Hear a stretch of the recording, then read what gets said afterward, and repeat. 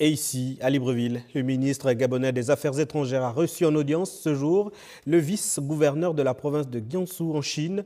Une rencontre marquée par un tête-à-tête cordial et porteur d'espoir pour la coopération sino-gabonaise. Marie-Sophie Chelamebale, Guy-Serge Dizambo, compte rendu d'audience.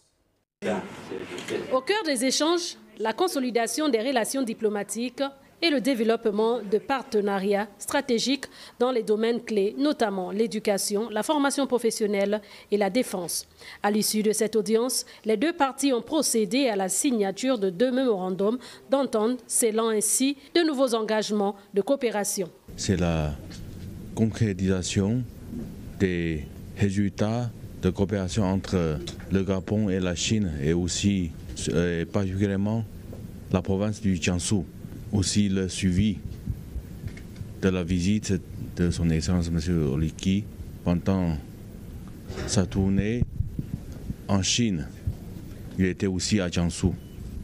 Ils ont eu des échanges avec le gouverneur de la province du Jiangsu. Le premier signé avec le ministère de la formation professionnelle concerne le renforcement des capacités techniques et pédagogiques dans les centres de formation. Le second, en partenariat avec le génie militaire, vise à promouvoir les échanges techniques et académiques dans les secteurs de la défense. Dans la même dynamique, 2 attestations de bourse ont été officiellement remises. Ces bourses de coopération offertes par la province de Jiangsu bénéficieront à des étudiants de l'université Omar Bongo ainsi qu'à des apprenants dans le cadre de la coopération militaire. Ils ont signé 2 mémorandums avec les départements concernés du Gabon dans le domaine de l'agriculture et aussi de la formation. Une coopération dynamique qui ouvre la voie à de nouvelles perspectives entre le Gabon et la province de Jiangsu, symbole de l'amitié sino-gabonaise. Le ministre de l'Intérieur et de la Sécurité, Herman Imungu, a annoncé ce vendredi les nouveaux résultats provisoires consolidés après vérification à nouveau des procès-verbaux créditant Brice Clotaire Oligui Nguema de 94,85% des voix contre 90,35% annoncés dimanche dernier. Dave Moubele-Pendi, Arnaud Mengue, le point. Une double vérification des procès-verbaux a permis de redéfinir les résultats obtenus par les 8 candidats en liste lors du scrutin présidentiel du 12 avril. Gabon plus étrangers. Inscrits 916 665. Votants 642 632. Bulletins blancs ou nuls 22 632. Suffrages exprimés 620 000. Taux de participation 70,11%. Selon le ministre de l'Intérieur, un gap de 4,82% avait été commis lors de la proclamation provisoire effectuée au lendemain de l'élection présidentielle. 5 jours après la proclamation des résultats provisoires, la confrontation des procès-verbaux et leur compilation donne les scores suivants. Alain-Claude Bilebinze, 19 265, soit 3,11%. Alain Simplice Bungueres, 2299, soit 0,37%. Joseph Lapensé Essingon, 3744, soit 0,6%. Ninga Chanik Zenaba, 2419, soit 0,39%. Axel Stoffen Ibinga Ibinga, 1384, soit 0,22%. Stéphane Germain Iloko Boussengi, 2214, soit 0,36%. Thierry Yvon Michel Ngoma, 601, soit 0,1%. Brice Clotaire Oligui Nguema, 588 074, soit 94,85%. Est élu à la majorité absolue des suffrages exprimés avec 588 074 voix, soit 94,85%. M. Brice Clotaire Oligui Nguema. Ces résultats désormais consolidés sont transmis à la Cour constitutionnelle qui, elle, dans un délai de 8 jours, rendra son verdict. Et juste après cette déclaration, le ministre de l'Intérieur a été auditionné à la Cour constitutionnelle. Il est revenu sur les circonstances ayant conduit au double calcul des résultats de la présidentielle du 12 avril, une séance marquée également par la remise officielle du procès verbal de centralisation. Wilfried Piga Mvouamba, Keshan Tsam Koussou Onkanoa, Soni et Langema Le Point.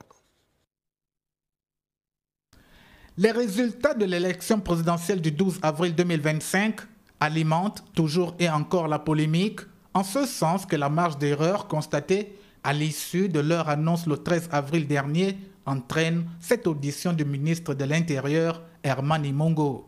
Les fondements et les récentes corrections du gap de 4,82% des suffrages exprimés et ceux obtenus par l'ensemble des candidats ont donc nourri les échanges entre le ministre de l'Intérieur, par ailleurs président de la CNOSER, et les juges constitutionnels. Je n'ai pas manqué de remercier la haute juridiction pour le dialogue institutionnel qui a permis à chaque moment d'interpeller la commission et à faire en sorte que la commission puisse rectifier le tir.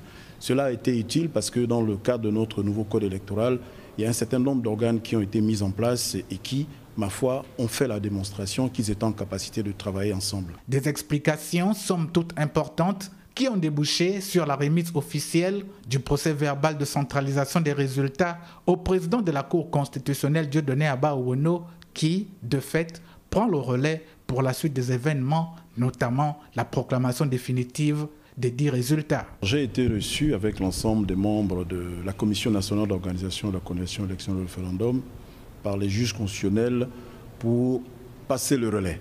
En fait, pour remettre notre procès verbal de centralisation des résultats avec tous les documents électoraux tels que prescrits par la loi.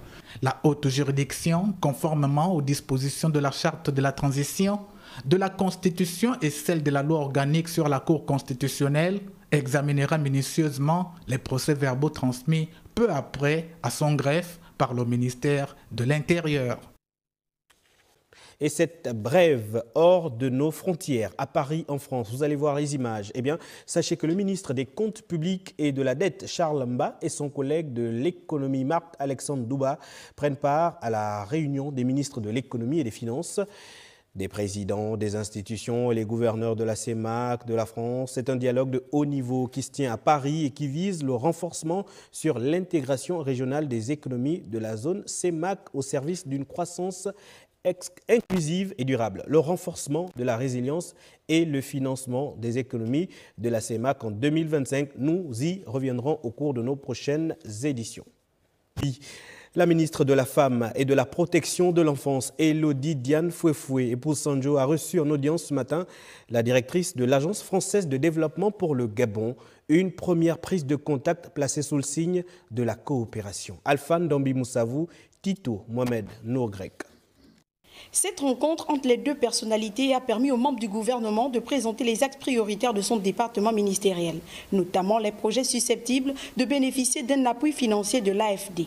Des échanges constructifs qui ouvrent la voie à une collaboration renforcée entre les deux institutions, dont le respect des procédures de financement de l'agence. Des ambitions précises qui concernent notamment les haltes garderies et les centres de vie. Ces projets doivent être étudiés pour arriver à atteindre les impacts qui sont souhaités par le ministère de la Femme et de la Protection de l'Enfance. Un accent particulier a été mis sur les projets liés à l'amélioration de l'offre d'accueil et de prise en charge des enfants. Il s'agit notamment de la construction et de la réhabilitation des haltes garderies, ainsi que la mise en place de maisons de vie inspirées du modèle du centre d'accueil de Gabon Égalité. Autant d'initiatives qui s'inscrivent dans la politique de protection sociale prônée par les plus hautes autorités du pays. L'AFD peut financer ce type de structure. Ça résulte d'un partenariat entre le Gabon et la France et singulièrement l'AFD. Mais évidemment, ce sont des choix qui doivent être arbitrés d'abord par le Gabon. Ces infrastructures seront implantées sur l'ensemble du territoire national avec pour objectif de renforcer la résilience des familles et de garantir un meilleur encadrement des enfants en situation de vulnérabilité. L'AFD, partenaire historique du Gabon, pourrait jouer un rôle stratégique dans la concrétisation de ces projets à fort impact social. L'association Mama BEAC a célébré hier la journée nationale de la femme gabonaise en présence du ministre de la Femme et de la Protection de l'Enfance, Elodie Diane Fouefoué, épouse Sanjo. Cette association a mis un point d'honneur sur l'évolution des droits de la femme gabonaise. Arnon Babekung, Thierry Aldo Mondaka, le point. Vêtues de couleurs rayonnantes de l'étendard national, les femmes de l'association Mama BAC ne sont pas restées à marge de la journée consacrée à la femme gabonaise et par extension à toutes les femmes résidant au Gabon. L'association Mama BAC a examiné en profondeur toutes les notions telles que l'engagement communautaire, l'égalité de genre, l'autonomisation, contenues dans le thème. Cet examen minutieux lui permet de comprendre le passé et le présent de la femme gabonaise afin de tracer les sillons de son avenir. Présent parmi les membres de l'association, le ministre de la Femme, Eluri Diane Fouefoué, épouse Sanjo, est revenu sur l'évolution de la femme gabonaise. De génération en génération, nos mères, nos sœurs et nos filles ont surmonté des défis considérables pour accéder à l'éducation, au marché du travail et aux sphères décisionnelles. Aujourd'hui, nous pouvons être fiers des avancées réalisées dans le cadre juridique et l'existence des mécanismes institutionnels. On comprend bien qu'au fil de l'histoire, la femme gabonaise a connu une marche marquée par des avancées significatives. Cela est d'autant plus vrai au cours de la dernière décennie. Nous avons donc lancé cette journée pour faire le bilan de tout ce qui s'est passé au terme de 10 ans. Le Gabon se positionne plutôt comme un bon élève, dans la mesure où, vous le voyez, nous avons réhabilité, sous les hautes instructions du chef de l'État, M. Brice Clotaire Oligui Nguema, le ministère de la Femme, un ministère qui n'existait plus. Les acquis doivent être consolidés. Il faut bannir toute forme de violence faite à la femme gabonaise, a poursuivi le membre du gouvernement afin d'atteindre la totalité des objectifs fixés par les organismes internationaux. Et le communiqué de ce journal, eh bien, sachez que le ministre du Travail et de la lutte contre le chômage porte à la connaissance des employeurs et des travailleurs, ainsi qu'à toute la communauté nationale, que les journées du dimanche 20 et lundi 21 avril 2025, marquant Pâques et lundi de Pâques, sont déclarés fériés, chômés et payés sur toute l'étendue du territoire national. Le communiqué a été signé de la main de Adrien Nguemamba, il est ministre du Travail et de la lutte contre le chômage. Le ministre de la Jeunesse et des Sports, sous instruction du président de la République, a rendu visite à la famille du regretté Aaron Boupenza. Alan Philippe Midzege, Tito Mohamed, No Grec, Adeline Abemodo. Quelle douleur! Aaron Boupenza, l'attaquant virevoltant, n'est plus. Suite à sa disparition tragique, le gouvernement s'est rendu au chevet de la famille éprouvée pour leur adresser les condoléances les plus sincères. C'est une douleur d'ordre national. Donc moi j'ai encore une fois une pensée pour tous les gens qui aiment le football. J'ai une pensée aussi pour les coéquipiers des Panthères A. Donc j'ai une pensée pour eux, j'ai une pensée pour tout le pays, j'ai une pensée pour la famille, j'ai une pensée particulière pour la mère de M. Boupenza qui a été vraiment très touché, très affecté. Je peux vous garantir en mon nom et au nom de l'ensemble du gouvernement, que nous ferons le mieux possible. Ce moment sombre avec les parents marque l'attachement des autorités qui compatissent au douloureux événement. La compassion est la même car tous les parents biologiques pleurent. On a grandi ensemble au charbonnage, à l'école au niveau de Diba. C'est mon petit frère. Je retiens un gars très engagé. Un gars qui aimait le football. Lui, il ne vivait que pour ça. Même lorsqu'il respirait, c'était le football. Aaron Salem Boupenza, 37 sélections pour 9 buts avec les Panthères du Gabon, il a marqué son époque. Adieu l'artiste depuis l'au-delà, que la terre te soit légère. Le programme des obsèques fera l'objet d'une communication ultérieure par la famille.